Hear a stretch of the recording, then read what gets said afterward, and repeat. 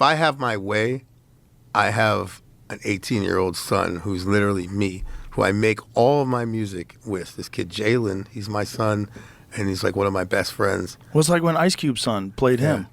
And this kid looks just like me.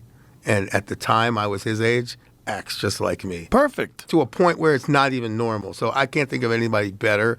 But we'll get to that. I'm not saying he's going to, but I would love for that to be. And I think anybody could see that this kid's capable. Yeah. And he is me. He's like, you feel me, like my mouth, like different fucking things. Like, yeah. But it's weird when someone's alive and someone's playing that person who's alive, and you know, like, oh, that's not really Scott Storch. Right. You know what I mean? It's weird. It's like a movie about you, and you remember when Michael Jai White played Mike Tyson? Mm-hmm. You know, and Mike Tyson was. I mean, they were friends. They were cool with each other, but like that had to be weird. You're playing a dude who's still alive. Mike Tyson's a special guy.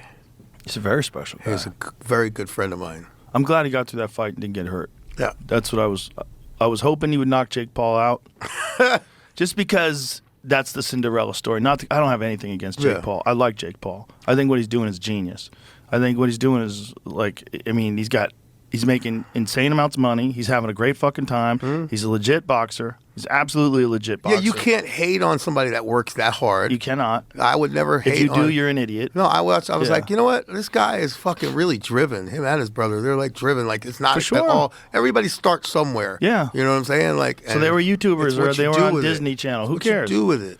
But the reality is, Mike is 58 years old, and I was worried. Yeah. You know, I love that guy, and he was a hero of mine when I was a kid. So to see him, 58 years old fighting, part of me was like, "Fuck." Me and him fought a lot of the same demons, and we were there for each other, like in a lot of ways. Like I talked to him like pretty deep conversations with Mike, and he actually checks on me and like, "Yo, you good?" Like, and I do the same. That's great. And my friend Rick, like we're all like kind of. That's like, beautiful. Yeah, like.